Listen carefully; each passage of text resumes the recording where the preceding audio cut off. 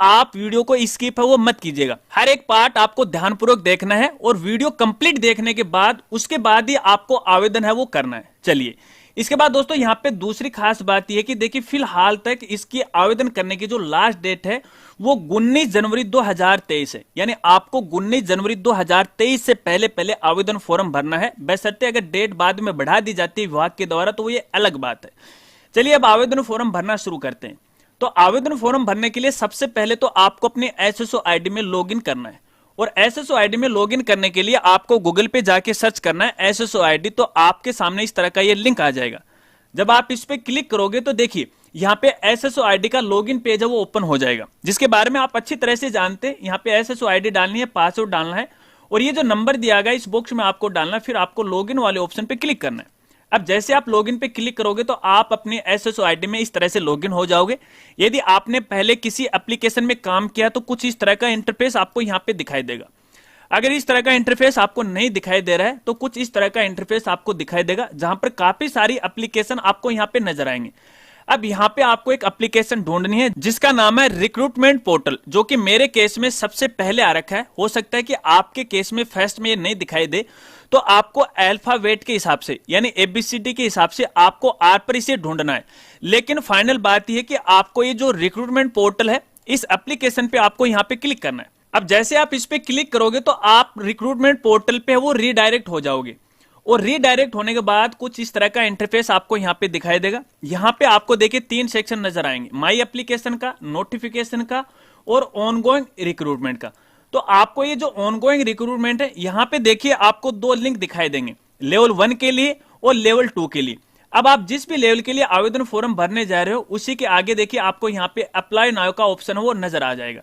मैं यहाँ पे लेवल 2 के लिए आवेदन फॉर्म भरने की प्रोसेस आपको बता रहा हूं। हालांकि लेवल 1 और लेवल 2 दोनों की जो प्रोसेस है वो सेम की सेम है, बस फर्क है तो केवल एजुकेशन क्वालिफिकेशन का और सब्जेक्ट का, जो कि आगे वीडियो में मैं आपको बताता रहूंगा कि कहां कहां पर लेवल 1 और लेवल 2 में वो चेंज रहेगा। तो चलिए लेवल 2 के लिए मैं अप्लाई की प्रोसेस करता हूं। तो आपको अप्लाई नाउ वाले ऑप्शन पे क्लिक करना है। अब जैसे आप क्लिक करोगे लेवल 2 के लिए तो यहाँ पे देखिए आपको काफी सारे सब्जेक्ट है वो नजर आएंगे। जो भी आपका मुख्य सब्जेक्ट है या फिर जिस भी सब्जेक्ट के लिए आप आवेदन करने जा रहे हो उसी सब्जेक्ट पे आपको क्लिक करना है। हालांकि लेवल 1 के अंदर ये सब्जेक्ट आपको नहीं दिखाई देंगे। एक बार मैं पीछे लेकर चलता हूं लेवल 1 वालों के लिए। यहाँ पे देखिए अप्लाई वाले नाउ पे क्लिक करते हैं, और यहाँ पे देखिए लेवल 1 में केवल यहाँ पे देखिए टीचर लेवल 1 अकेला दिखाई दे रहा है। तो इस वाले लिंक पे आपको यहाँ पे क्लिक करना है। लेकिन मैं तो यहाँ पे लेवल 2 के लिए अप्लाई करने जा रहा हूं, तो लेवल 2 वाले पे मैं क्लिक करता हूं। ठीक है, अब देखिए दोस्तों यहाँ पर एक और जानकारी आपको देना चाहूंगा। अगर मान लीजिए आप 2 सब्जेक्टों के अंदर एक साथ आवेदन करना चाहते हैं तो आपको अलग अलग आवेदन करना पड़ेगा। एक ही एसएसओ आईडी से आप कर सकते हो, लेकिन अलग अलग आपको आवेदन करना पड़ेगा। पहले एक सब्जेक्ट में आवेदन कीजिएगा और वो कंप्लीट होने के बाद दूसरे सब्जेक्ट में आपको आवेदन करना है। अब मैं यहाँ पे देखिए सोशल साइंस के लिए आवेदन करने जा रहा हूँ, सामाजिक विज्ञान के लिए। तो सोशल स्टडी वाले ऑप्शन पे क्लिक करता हूं। आप अपने आवश्यकता के अनुसार कोई भी सब्जेक्ट पे वो क्लिक कर दीजिएगा। अब जैसे आप क्लिक करोगे तो इस तरह से देखिए आवेदन फॉर्म आपके सामने आ जाएगा। अब इस आवेदन फॉर्म के देखिए 4-5 स्टेप हैं। इन सभी स्टेप को आपको यहाँ पे कंप्लीट करना है। सबसे पहले जो स्टेप है वो बेसिक डिटेल, जो कि आप सबके लिए सबसे इंपॉर्टेंट है। और इस बेसिक डिटेल के अंदर देखिए सबसे पहले जानकारी आपसे पूछी जा रही है आपके रिट के लेवल की। आपका लेवल कौन सा है? जैसे आप यहाँ पे सिलेक्ट करोगे तो देखिए आपके सामने लेवल 2 या बोथ लेवल आ जाएगा। हालांकि देखिए हमने यहाँ पे लेवल 2 को सिलेक्ट किया था। अगर आप लेवल 1 को सिलेक्ट करते तो यहाँ पे लेवल 1 अकेला आपको दिखाई देगा। लेकिन फाइनल बात यह है कि आपको अपना लेवल यहाँ से सिलेक्ट कर लेना। उसके बाद आपको परीक्षा का वर्ष है वो सिलेक्ट करना है। बाय डिफॉल्ट यहाँ पे 2022 है, यही लागू होगा। इससे पहले वाली रिट है वो लागू नहीं होंगी या फिर मान्य नहीं होंगी। इसके बाद दोस्तों यहाँ पे देखिए आपके रिट एग्जाम 2022 के जो रोल नंबर हैं वो रोल नंबर इस बॉक्स में आपको डालने। इसके बाद इसी के आगे यहाँ पे देखिए गेट डाटा का ऑप्शन आपको मिल जाएगा, और जब आप इस पे क्लिक करोगे तो आपके देखिए रिट सर्टिफिकेट में या फिर रिट एग्जाम के अंदर जो भी आपका बायोडाटा है, जैसे कैंडिडेट का नाम, माता पिता का नाम, आपकी डीओबी है, वो ऑटोमेटिक इस आवेदन फॉर्म में आ जाएगी। देखिए यहां पर इसमें आप किसी प्रकार का कोई चेंज नहीं कर सकते।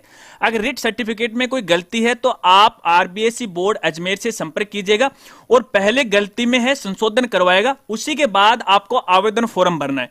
ठीक है, अब यहाँ पे कुछ बेसिक जानकारी मैं आपको यहाँ पे बता देता हूं, फिर आगे की स्टेप बताता हूं। ठीक है, देखिए यहाँ पे आपको अपना जेंडर सेलेक्ट करना है, मेल या फीमेल जो भी आप पे लागू होता है। और इसके बाद यहाँ पे देखिए एज है, यहाँ पे आ रखी है, आयु आ रखी है। जब ऑटोमेटिक आपकी आयु रीट वाले सर्टिफिकेट से आएगी तो आपकी एज का कैलकुलेशन आपको यहाँ पे दिखाई देगा। इसके बाद यहाँ पे आपको अपनी कैटेगरी है वो सिलेक्ट करनी है, जनरल कैटेगरी है, ओबीसी है, जो भी आप पे लागू होता है उसे सिलेक्ट है वो कर लीजिएगा। इसके बाद आप डिसेबिलिटी ग्रुप से, तो जो भी आपके डिसेबिलिटी है उसे आप सिलेक्ट कर लीजिएगा। अगर नहीं है तो लास्ट में देखिए नॉट एप्लीकेबल का आपको ऑप्शन मिलेगा, इस पर आपको क्लिक करना है, ठीक है। इसके बाद यहाँ पे देखिए उप विशेष दिव्यांगजन, कहने का मतलब अगर आप डिसेबिलिटी ग्रुप से हैं तो यहाँ पे उसकी कैटेगरी क्या है, सब स्पेशल कैटेगरी क्या है वो आपको सिलेक्ट करनी है। हालांकि फिलहाल यहाँ पे सिलेक्ट नहीं हो रखा है क्योंकि हमने यहाँ पे नॉट एप्लीकेबल है वो लागू किया है। इसके बाद दोस्तों आगे यहाँ पे आपका जो धर्म है वो आपको सिलेक्ट करना है, हिंदू, मुस्लिम, सिख, ईसाई जो भी है आप पे लागू होता है। इसके बाद यहाँ पे देखिए विवाहिक स्थिति आपसे पूछी गई है, अगर आप मैरिड हो तो मैरिड कर लीजिएगा, अनमैरिड हो तो आप अनमैरिड कर लीजिएगा। अगर आप विधवा हो, तलाकशुदा हो, जो भी आप पे लागू होता है उसे सिलेक्ट है वो कर लीजिएगा। मैं यहाँ पे मैरिड को है वो सिलेक्ट करता हूँ। इसके बाद यहाँ पे आपको अपने जीवन साथी का नाम लिखना है। अगर ये जो फॉर्म है महिला भर रही है तो वो अपने पति का नाम लिखना है। अगर ये पुरुष से आवेदन फॉर्म भर रहा है और जिसकी शादी हो चुकी है तो वो अपनी वाइफ का नाम है या पत्नी का नाम आपको यहाँ पे लिखना है। और इसके बाद सबसे इंपॉर्टेंट जानकारी, और इंपॉर्टेंट जानकारी दोस्तों यहाँ पे पूछा गया है, जीवित बालक की संख्या 1 जून 2002 से पहले व बाद में पैदा हुआ। आप देखिए दोस्तों यहाँ पे मान लीजिए आपकी शादी हो चुकी है, अगर 1 जून 2002 से पहले बालक बालिकाओं की जितनी भी संख्या है वो आपको बिफोर वाले कॉलम में आपको डालनी है। और इसके बाद 1 जून 2002 के बाद जितने भी आपके बालक बालिकाएं की संख्या है वो आपको आफ्टर वाले कॉलम में डालनी है। फॉर एग्जाम्पल देखिए मैं यहाँ पे बिफोर वाले सेक्शन में 1 डालता हूं और आफ्टर वाले में भी 1 डालता हूं तो देखिए ऑटोमेटिक यहाँ पे 2 हो जाएगी, ठीक है। अगर पहले 0 है तो आप 0 कर दीजिएगा। लेकिन यहाँ पर भी एक खास जानकारी आपको बताना चाहूंगा।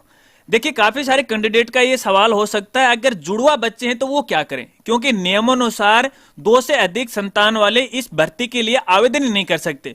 तो देखिए अगर जुड़वा बच्चे हैं तो आपको किसी प्रकार की कोई दिक्कत नहीं आने वाली है, कोई समस्या नहीं आएगी। उसी हिसाब से आपको यहाँ पे संख्या भरनी है, गलत जानकारी आपको नहीं देनी। इसके बाद आगे वाले कॉलम में आपको अपना मोबाइल नंबर डालना है, व्हाट्सएप नंबर डालना है, दोनों एक है तो सेम का सेम डाल लीजिएगा। और इसके बाद यहाँ पे आपको अपनी आधार आईडी डालनी है। आपकी जो मेल आईडी है वो तो ऑटोमेटिक यहाँ पे वो आ जाएगी। और इसके बाद दोस्तों यहाँ पे देखिए आवेदन के बारे में यहाँ पे पूछा गया, अगर आप अनुसूचित क्षेत्र से हैं तो आपको यहाँ पे यस करना, वरना आपको यहाँ पे नो करना है, ठीक है। और इसके बाद यहाँ पे देखिए पोस्ट की कैटेगरी आपसे पूछी गई है। यहाँ पे आपके सामने 3 ऑप्शन होंगे, जनरल एजुकेशन और स्पेशल एजुकेशन और बोथ।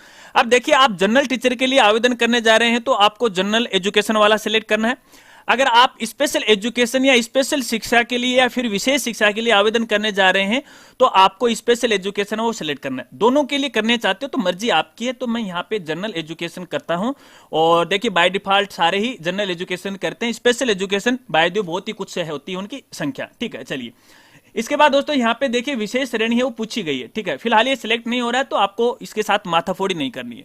चलिए इसके बाद यहाँ पे देखिए पत्राचार का पता आपसे पूछा गया, जहां पे आपको अपना गांव का नाम, अपना जो तहसील है, अपना जो स्टेट है वो आपको यहाँ पे सिलेक्ट करना है। अगर आप राजस्थान के अलावा किसी दूसरे राज्य के रहने वाले हैं तो आप अपने आवश्यकता के अनुसार अपना राज्य वो सिलेक्ट कर लीजिएगा और उसी के अनुसार आपको यहाँ पे अपना डिस्ट्रिक्ट वो सिलेक्ट करना है।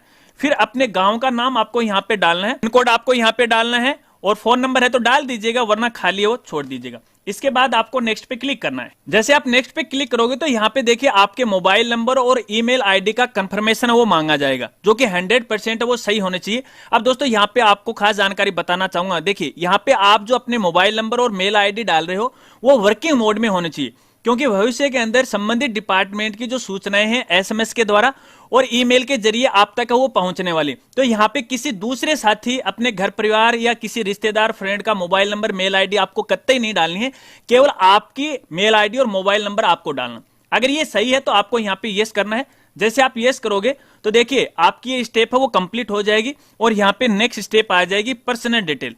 अब पर्सनल डिटेल में सबसे पहले तो आपको अपनी नेशनलिटी वो सिलेक्ट करनी है, इंडियन आपको सिलेक्ट करना है।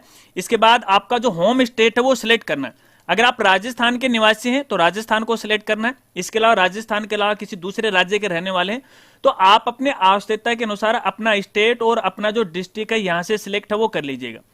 इसके बाद दोस्तों आगे अगर आपके पास कोई स्पेशल कैटेगरी है, फॉर एग्जांपल जैसे अगर आप कोई भूतपूर्व सैनिक हैं तो आपको यहाँ पे देखिए यस करना है, ठीक है। अब जैसे आप यस करोगे तो यहाँ पे देखिए सर्विस स्टेटस आ रखा है, इसमें दो ऑप्शन आपको मिलेंगे।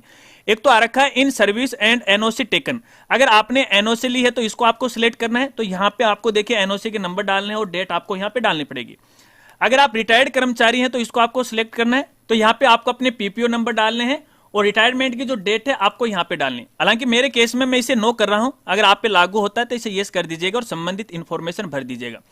इसके बाद यदि आप कोई उत्कृष्ट खिलाड़ी हैं तो आपको यहाँ पे यस करना है, वरना आपको नो करना है। जैसे मान लीजिए आप यस करते हो तो यहाँ पे देखिए आपका स्पोर्ट्स का जो टाइप है वो पूछा जाएगा, नेशनल लेवल खेला है या फिर इंटरनेशनल लेवल।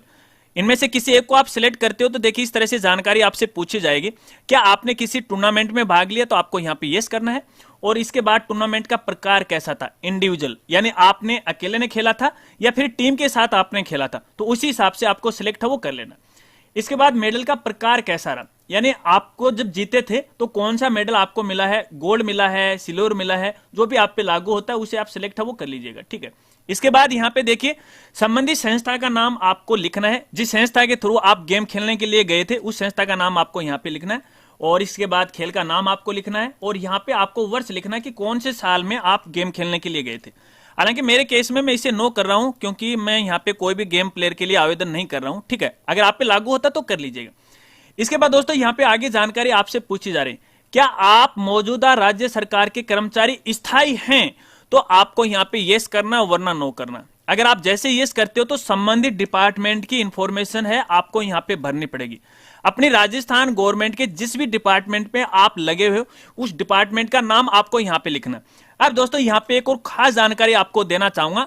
देखिए अगर आप एक्स सर्विसमैन हो, ठीक है, अगर मान लीजिए आप कोई सैनिक हो और यहाँ पे देखिए एक्स सर्विसमैन के लिए आप आवेदन कर रहे हो, और बाय द वे मान लीजिए आप पहले राजस्थान राज्य के अंदर किसी डिपार्टमेंट में नौकरी लग चुके हो, तो फिलहाल की स्थिति में आपको यहाँ पे भूतपूर्व सैनिक का कोटा नहीं मिलने वाला है, क्योंकि यहाँ पे आप राजस्थान सरकार के स्थायी कर्मचारी हो चुके हो। तो ऐसे में आपको भूतपूर्व सैनिक न मानते हुए आपको आवेदन करना है, इस बात को आपको खास तौर पे ध्यान रखना है। तो चलिए मैं यहाँ पे नो करता हूं, यहाँ पे मौजूदा सरकार वाले के अंदर। इसके बाद दोस्तों यहाँ पे एक और इंपॉर्टेंट जानकारी, क्या आपकी पारिवारिक वार्षिक आय 2.5 लाख से कम है? अगर कम है तो यस कर दीजिएगा, नहीं है तो नो कर दीजिएगा। लेकिन दोस्तों जैसे आप यहाँ पे यस करते हो तो यहाँ पे देखिए एक पॉपअप मेनू आ जाता है और इसको आपको यहाँ पे यस करना है। लेकिन दोस्तों जब आप इसको यस करते हो तो आपके पास जो इनकम सर्टिफिकेट है 2.5 लाख से कम होने का होना चाहिए। अभी नहीं, जब डॉक्यूमेंट वेरिफिकेशन का काम चलेगा उस समय आपके पास होना चाहिए। अगर नहीं है तो आपको दिक्कत आ सकती है, समस्या आ सकती है। तो आप अपने आवश्यकता के अनुसार है यहाँ पे है यस या नो सिलेक्ट कर लीजिएगा। जैसे आप यहाँ पे यस करते हो तो आपकी जो आवेदन फीस है वो भी कम लगने वाली है। नॉर्मली जनरल कैटेगरी के लिए यहाँ पे 450 है, ओबीसी के लिए 350 है, और आर्थिक रूप से जो कमजोर हैं उनके लिए 250 रुपए। तो आपको यहाँ पे 250 रुपए की फीस है वो लगने वाली है, ठीक है। तो देखिए मैंने यहाँ पे इसको यस किया है, आगे आपको दिखाऊंगा इसकी प्रोसेस, ठीक है। चलिए इसके बाद देखिए आगे आपसे पूछा गया आप निम्नलिखित कर्मचारी वर्ग के अंतर्गत आवेदन करना चाहते हैं, तो आपको यहाँ पे यस करना। अब जैसे यस करोगे ना तो यहाँ पे देखिए 2-3 डिपार्टमेंट के नाम आएंगे, एक तो स्थायी कर्मचारी है, एक संविदा कर्मचारी है, ठीक है, एक ऑफिशियल कर्मचारी है। इस तरह से ये डिपार्टमेंट के नाम आते हैं। अगर आप इसे नो करते हो तो भी कोई फर्क नहीं पड़ेगा, अगर आप यस करते हो तो भी कोई फर्क नहीं पड़ेगा।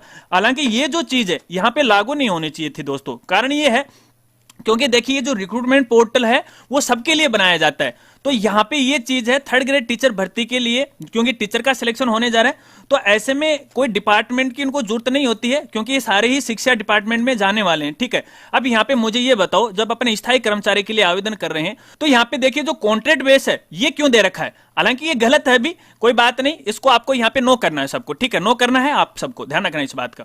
इसके बाद यदि आप आयु में कोई छूट चाहते हो तो आपको यहाँ पे यस करना है, और किस हिसाब की छूट चाहते हो, जिस हिसाब से आप पे लागू होता है तो आप इसको सेलेक्ट कर लीजिएगा इनमें से। अगर नहीं लागू होता है तो नॉट एप्लीकेबल आप कर दीजिएगा। इतना करने के बाद आपको नेक्स्ट वाले ऑप्शन पे क्लिक करना है, तो आपकी ये स्टेप है वो कंप्लीट हो जाएगी। हालांकि वीडियो थोड़ा लंबे बढ़ने वाला है, आप वेट कीजिएगा, हर एक जानकारी गहराई से आपको बताऊंगा। चलिए इसके बाद यहाँ पे देखिए अगली जो स्टेप आती है क्वालिफिकेशन एंड एक्सपीरियंस की आती है, ठीक है। तो यहाँ पे आपको अपने एजुकेशन की जानकारी देनी है और सबसे ऊपर देखिए यहाँ पे एक चीज आ रखी है, ठीक है, यहाँ पे टिक आ रखा है और यहाँ पे देखिए कुछ लाल लाइन में है, इन्होंने लिख रखा है लाल अक्षरों के अंदर। इसका मतलब ये है, देखिए सीधा साधा मैं आपको बता दूं, देखिए फिलहाल यहाँ पे आप अपने एजुकेशन की जानकारी यहाँ पे भरने जा रहे हो। अगर विभाग चाहे, अगर विभाग को जब भी जरूरत पड़ गई तो आपसे ओरिजिनल डॉक्यूमेंट वो मांग सकता है, तो इसके लिए आपको यहाँ पे सहमति देनी, तो आपको यहाँ पे टिक है वो लगाना है, ठीक है। अब यहाँ पे इन्होंने एक जानकारी और दी है, देखिए अभ्यर्थी अपनी शैक्षणिक योग्यता का विवरण विज्ञप्ति के बिंदु संख्या 6 में उल्लेखित अहता के अनुसार ही दर्ज करे। अब वो 6 नंबर पॉइंट भी मैं आपको यहाँ पे दिखाता हूं, देखिए मैं इसको ओपन कर लेता हूं। यहाँ पे देखिए ये 6 नंबर है जहां पे पात्रता और शैक्षणिक योग्यता दी गई है लेवल 1 के लिए और लेवल 2 के लिए। तो उसी हिसाब से है आपको आवेदन फॉर्म भरना है और बशर्ते आपके पास ये क्वालिफिकेशन है, ठीक है। अब यहाँ पे देखिए सबसे पहले तो आपको अपने कक्षा 10वीं की जानकारी देनी है, ठीक है। यहाँ पे देखिए सेकेंडरी आया हुआ है ऑटोमेटिक, यहाँ पे आपको विषय ग्रुप लिखना है। अब दोस्तों यहाँ पे देखिए काफी सारे दोस्तों के सामने दिक्कत आती है, तो यहाँ पे आप लिख सकते हो एज ऑफर, ठीक है। आप ऐसे लिखते हो इस तरह से एज ऑफर आप लिख सकते हो कि बोर्ड के द्वारा जो हमें मिले थे या फिर जिस भी संस्था को जो सब्जेक्ट की मान्यता मिली हुई थी वो हमें ऑफर किए गए थे। तो यहाँ पे आपको सब्जेक्ट वो अलग अलग नहीं लिखना। इसके बाद यहाँ पे आपको अपने बोर्ड का नाम लिखना, जहां से आपने कक्षा 10वीं पास की ना उस बोर्ड का पूरा नाम आपको लिखना, शॉर्ट में आपको नहीं लिखना। जैसे अपने आरबीएससी बोर्ड अजमेर है तो आप इसे लिखोगे board of secondary education Ajmer, ठीक है। सेकेंडरी एजुकेशन आपने यहां लिख दिया, इस तरह से आपको यहां पे लिखना। इसके बाद यहां पे आपको अपने रोल नंबर डालने हैं और इसके बाद आपका रिजल्ट कैसा था, यहां पे ग्रेडिंग सिस्टम था या परसेंटेज सिस्टम था, उसको सिलेक्ट कर लीजिएगा। और इसके बाद आपने अपनी कक्षा 10वीं कौन से साल में पास की थी वो साल आपको यहां पे सिलेक्ट करनी है और यहां पे आपको परसेंटेज है वो लिखने। इसके बाद दोस्तों यहाँ पे देखिए अपने लेवल 2 के लिए आवेदन करने जा रहे हैं तो यहाँ पे ग्रेजुएट है या इसके समथिंग है या समकक्ष है, पोस्ट ग्रेजुएट हो, आपकी जो हाई क्वालिफिकेशन है वो आपको यहाँ पे सिलेक्ट है वो करनी है। जैसे हमने यहाँ पे ग्रेजुएट को सिलेक्ट है वो कर लिया है, ठीक है, क्योंकि अपन लेवल 2 के लिए आवेदन करने जा रहे हैं। लेवल 1 के लिए करने जा रहे हो तो आपको यहाँ पे देखिए सीनियर सेकेंडरी आपको है वो सिलेक्ट करना है। अगर हाई है तो आप कर सकते हो, ठीक है। उसी हिसाब से बोर्ड का नाम है, परसेंटेज है, साल आपको लिखनी है। और इसके बाद यहाँ पे देखिए एक और एजुकेशन आपको यहाँ पे ऐड करनी है। अब आपके पास कौन सा डिप्लोमा है, कौन सी डिग्री है, बीएड हो, एमएड हो या फिर और कोई डिप्लोमा है, 2 साल का, 4 साल का, कितने साल का, उसी हिसाब से आपको यहाँ पे सिलेक्ट है वो करना, ठीक है। ये 3 क्वालिफिकेशन तो आपको डालना कंपलसरी है। देखिए यहाँ पे स्टार है वो लगा हुआ है। और यहाँ पे देखिए चौथी जो क्वालिफिकेशन है, अगर आपके पास कोई एक्स्ट्रा क्वालिफिकेशन है तो उसकी डिटेल आप यहाँ पे डाल सकते हो। जैसे अगर मान लीजिए आपके पास कोई आरएससीआईटी या कंप्यूटर डिप्लोमा है, कोई भी अदर क्वालिफिकेशन है वो डाल सकते हो, ठीक है। और उसी हिसाब से देखिए आपने यहाँ पे देखिए ग्रेजुएट को सिलेक्ट किया है और यहाँ पे बीएड को आपने सिलेक्ट किया है, तो यूनिवर्सिटी का नाम आपको यहाँ पे लिखना, पूरा लिखना है, ग्रेडिंग सिस्टम आपको लिखना है। चलिए मैं एक बार डिटेल भर लेता हूँ। तो देखिए मैंने यहाँ पे डिटेल है कुछ इस तरह से भर ली है। आपको बड़ा ही सावधानी पूर्वक है अपने डॉक्यूमेंट को देख के अपने एजुकेशन क्वालिफिकेशन की डिटेल भरनी। इसके बाद आपको नेक्स्ट पे क्लिक करना है। नेक्स्ट पे क्लिक करने के बाद यहाँ पे देखिए आपको अपनी फोटो और अपना सिग्नेचर वो अपलोड करना है। और फोटो की जो मैक्सिमम साइज है वो 100 KB से ज्यादा नहीं होनी चाहिए और कम से कम 50 KB होनी चाहिए। और सिग्नेचर की जो साइज है अधिकतम वो 50 KB होनी चाहिए और कम से कम है वो 20 KB होनी चाहिए। अब फोटो सिग्नेचर अपलोड करने के लिए यहाँ पे देखिए आपको चॉइस फाइल का ऑप्शन मिलेगा, इस वाले लिंक पे आपको क्लिक करना है और जहां पर भी आपकी फोटो है तो उसको आप है सिलेक्ट है वो कर लीजिएगा और जहां पे आपका सिग्नेचर है उसको भी इसी तरह से सिलेक्ट है वो करना है, ठीक है। इसके बाद यहाँ पे देखिए बॉडी मार्क है वो पूछा गया है। जो भी आपके शरीर पर प्राकृतिक चिन्ह है, पहचान चिन्ह है, वो आपको यहाँ पे लिखना, कृत्रिम नहीं, कटफट का आपको नहीं डालना है, जो प्राकृतिक आपको जन्म से ही है। जैसे अगर कोई आपके शरीर पर काला तिल है तो वो डालना है उसी हिसाब से, ठीक है। जैसे मैं यहाँ पे लिखता हूं एक काला तिल है, black mole on right hand shoulder, ठीक है, सीधा लिख देना, कोई दिक्कत नहीं है, ठीक है। कोई स्पेलिंग गलत हो जाए तो कोई मतलब नहीं है, कोई दिक्कत नहीं आने वाली, ठीक है। ये फॉर्मेलिटियां होती हैं। चलिए इसके बाद आपको यहाँ पे नेक्स्ट पे क्लिक करना है तो आपकी स्टेप है वो कंप्लीट हो जाएगी। अगर फोटो और साइज सही नहीं होगी तो देखिए इस तरह से एरर है वो आपके सामने आ जाएगा। कहा जा रहा है कि जो सिग्नेचर की साइज है वो मिनिमम 20 KB होनी चाहिए और मैक्सिमम है वो 50 KB होनी चाहिए, जबकि हमारे सिग्नेचर की साइज है वो तो 10 KB की रहेगी। तो चलिए फिर से यहाँ पे ट्राई करते हैं और अब की बार ये सिग्नेचर ले लेते हैं अपन यहाँ पे और नेक्स्ट पे क्लिक करते हैं और देखिए अब की बार साइज है वो बिल्कुल सही है, तो हमारी ये स्टेप है वो कंप्लीट हो गई। अब यहाँ पे देखिए लास्ट स्टेप आ जाती है, यहाँ पे अपने जिले की जो चॉइस है वो आपको भरनी है। देखिए अपने राजस्थान में जितने भी जिले, हर एक जिले के अंदर आपको चॉइस भरनी है, ठीक है, अपनी आवश्यकता के अनुसार। तो सबसे पहले दोस्तों यहाँ पे देखिए जिले की चॉइस भरने से पहले यहाँ पे विज्ञप्ति को एक बार गौर करके आप देख लीजिएगा, ठीक है। विज्ञप्ति के अनुसार जिस तरह से जिले दिए गए हैं और जिस जिले में जितनी पोस्ट दी गई हैं उस हिसाब से आपको यहाँ पे जो अपनी चॉइस है जिले की भरनी है। क्योंकि कई बार ऐसा होता है कि आपको नहीं पता है कि टीएसपी जिले कौन से हैं, नॉन टीएसपी एरिया कौन सा है, प्रतिबंधित जिले कौन से हैं। तो कई बार ऐसा भी होता है कि पोस्ट के हिसाब से जिन जिलों में ज्यादा पोस्ट होती हैं तो कैंडिडेट क्या करते हैं, उन जिलों में आवेदन कर देते हैं। लेकिन अब की बार तो ये मामला नहीं, क्योंकि ऑल ओवर राजस्थान की मेरिट है वो निकलने वाली है। तो 2 पोस्ट हैं तो वहां पर भी आपका सिलेक्शन है वो हो सकता है, लेकिन आराम से आपको भरना है दोस्तों। यहां पर आपको कोई भी जल्दबाजी नहीं करनी है। और जिले की चॉइस भरने के लिए यहाँ पे देखिए आपको एक कॉलम मिल जाता है और यहाँ पे सभी जिलों के नाम आपको दिखाई दे रहे हैं। अब जिस जिले में आपकी फर्स्ट चॉइस है उसको आपको यहाँ पे सिलेक्ट करना है। मैं अजमेर को सिलेक्ट कर रहा हूं। जैसे मैंने इसको सिलेक्ट किया तो आप यहाँ पे देख सकते हो, यहाँ पे देखिए अजमेर जिला सबसे ऊपर आ गया। इसके बाद आपको यहाँ पे दूसरा करना है तो देखिए दूसरा है वो भी आ जाएगा। इस हिसाब से आपको एक एक करके जल्दी जल्दी आपको अपने जिले का यहाँ पे चॉइस है वो भर देने, खाली आपको नहीं छोड़ना है। और यहाँ पे लिखा गया है जो मैक्सिमम है 30 जिले तो आपको भरने ही पड़ेंगे। तो चलिए मैं एक एक जिला है वो जल्दी से भर देता हूँ। अपने जिले की चॉइस भरने के बाद दोस्तों आपको नेक्स्ट पे क्लिक करना है।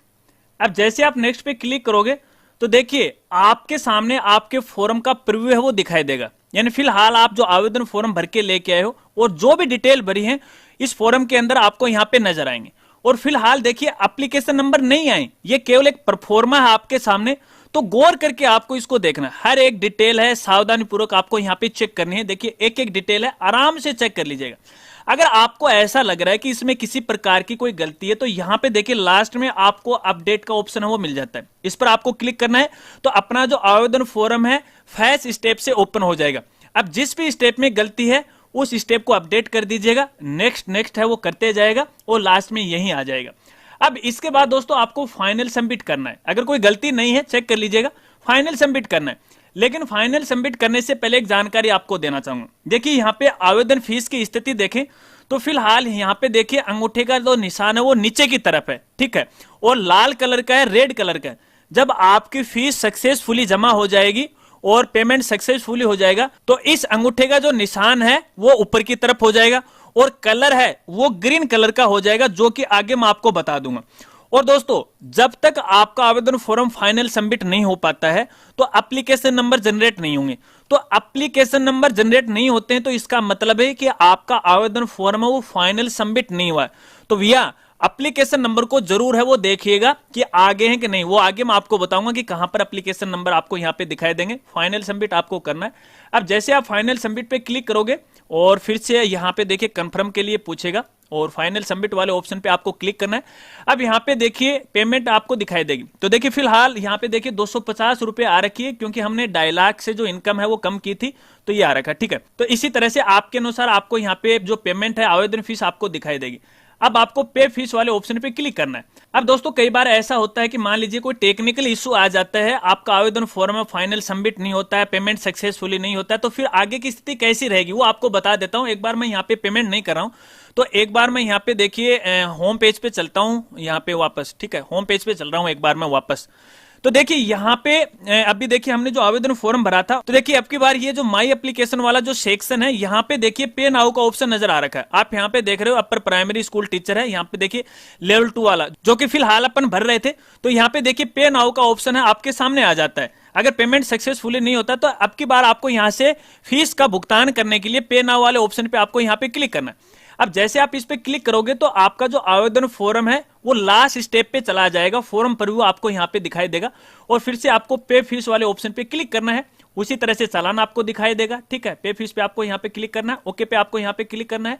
अब जैसे आप ओके पे क्लिक करते हो तो यहाँ पे देखिए ये पेमेंट मोड पे है वो ले जाएगा। अब यहाँ पे आपको ऑनलाइन पेमेंट करना है, पेमेंट गेटवे पे आपको लेके जाएगा। अगर आप नेट बैंकिंग के द्वारा पेमेंट करना चाहते हो तो इसको सिलेक्ट है वो कर लीजिएगा और जो भी आपका बैंक है इस तरह से आपको यहाँ पे सिलेक्ट करना है। पे वाल नाउ पे आपको फिर से आपको यहाँ पे क्लिक करना है और क्लिक करने के बाद यहाँ पे देखिए लॉगिन पेज है वो इस तरह से ओपन हो जाएगा, जहां पे आपको अपने बैंक की जो आईडी है वो आपको डाल देनी है। चलिए मैं यहाँ पे डिटेल वो फिल करता हूँ। अपने डिटेल फिल करने के बाद आपको लॉगिन पे यहाँ पे क्लिक कर देना है और लॉगिन पे क्लिक करने के बाद यहाँ पे देखिए आपके बैंक अकाउंट से जितने भी पैसे यहाँ पे कटने वाले हैं उसकी राशि आपको यहाँ पे दिखाई देगा। यहाँ पे देखिए कुछ बैंक का चार्ज है वो भी यहाँ पे लगने वाला है।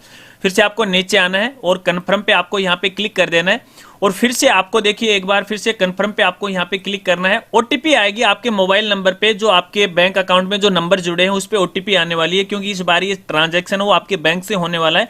तो बैंक के लिए यहाँ पे ओटीपी आएगी, ओटीपी आपको यहाँ पे डालना है। ओटीपी डालने के बाद आपको यहाँ पे फिर से कन्फर्म पे क्लिक कर देना है। अगर आपकी ओटीपी सही होती है तो आपका जो पेमेंट है वो आपके बैंक से कट जाएगा और यहाँ पे देखिए सक्सेसफुली का जो मैसेज है आपके सामने वो आ जाएगा। अब यहाँ पे देखिए आपको कुछ सेकंड का आपको वेट करना है, या तो ये जो पोर्टल है ऑटोमेटिक एसएसओ आईडी पे जो रिक्रूटमेंट पोर्टल है वहां पे जाके वो रीडायरेक्ट हो जाएगा। अगर यहाँ पे रीडायरेक्ट नहीं होता है तो आप यहाँ पे देखिए क्लिक हियर वाले ऑप्शन पे आप क्लिक कर सकते हो और यहाँ से देखिए लॉग आउट का आपको ऑप्शन है वो नजर आ जाता है। तो यहाँ से भी आप इसे लॉग आउट है वो कर सकते हो। यहाँ से आपका जो पेमेंट है वो सक्सेसफुली हो जाएगा। तो देखिए आपका पेमेंट है वो तो सक्सेसफुली हो गया। अब आप अपनी बैंक आईडी से तो देखिए लॉग आउट हो चुके हो, लेकिन फिलहाल देखिए आप अपने एसएसओ आईडी में लॉगिन नहीं हुए हो, तो फिर से आपको अपने एसएसओ आईडी के अंदर यहाँ पे लॉगिन करना है। तो देखिए एसएसओ आईडी में फिर से लॉगिन हो गए। फिर से आपको जो रिक्रूटमेंट पोर्टल है इस लिंक पे आपको यहाँ पे क्लिक करना है। अब देखिए दोस्तों, जब आपका पेमेंट सक्सेसफुली हो जाता है और उसके बाद यदि आपको अपना आवेदन फॉर्म प्रिंट करना है, तो देखिए आवेदन फॉर्म के आगे जब आपका पूरा काम सक्सेसफुली हो जाता है, फाइनल पेमेंट हो जाता है, तो हर एप्लीकेशन के आगे देखिए यहाँ पे व्यू एप्लीकेशन का ऑप्शन आपको यहाँ पे दिखाई देता है। जब आप इस पे क्लिक करते हो तो क्लिक करने के बाद देखिए आपका जो एप्लीकेशन फॉर्म है वो कुछ इस तरह से आपको यहाँ पे नजर आता है। ठीक है, यहाँ पे देखिए डिपार्टमेंट का लोगो लगा हुआ है और यहाँ पे देखिए एप्लीकेशन नंबर है वो आए हुए हैं। तो ये एप्लीकेशन नंबर जब आपके पास आ जाते हैं तो इसका मतलब ये है कि आपका आवेदन फॉर्म है वो सक्सेसफुली हो जाता है। फिर आप अपने आवेदन फॉर्म को है यहां से वो प्रिंट कर सकते हो। अब देखिए यहाँ पे मैं सक्सेसफुली की मैसेज की बात कर रहा था कि आपका पेमेंट सक्सेस हुआ या नहीं हुआ। तो देखिए अब की बार आप यहाँ पे देखोगे तो यहाँ पे देखिए शुल्क की स्थिति आप यहाँ पे देख रहे हो। तो देखिए अंगूठे का निशान है अब की बार ऊपर की तरफ हो गया, कलर है वो ग्रीन हो गया, इसका मतलब अपना पेमेंट वो सक्सेसफुली होगा। अगर ये रेड कलर का होता और अंगूठे का निशान नीचे की तरफ होता तो हमारा पेमेंट वो सक्सेसफुली नहीं हुआ। ठीक है, तो यहाँ पे देखिए स्थिति में भी सक्सेस आ रखा है और यहाँ पे देखिए ट्रांजैक्शन नंबर है वो भी यहाँ पे आ रखे हैं। अगर आप रिसिप्ट डाउनलोड करना चाहते हो तो यहाँ से रिसिप्ट है वो भी डाउनलोड कर सकते हो और इसे प्रिंट करना चाहते हो आवेदन फॉर्म को, तो देखिए सबसे ऊपर आपको यहाँ पे प्रिंट का ऑप्शन है वो मिल जाता है, यहाँ से आप इसे प्रिंट भी कर सकते हो। तो दोस्तों इस प्रकार से अपन राजस्थान 3rd ग्रेड टीचर भर्ती 2022 की मुख्य परीक्षा का ऑनलाइन आवेदन फॉर्म है वो भर सकते हैं।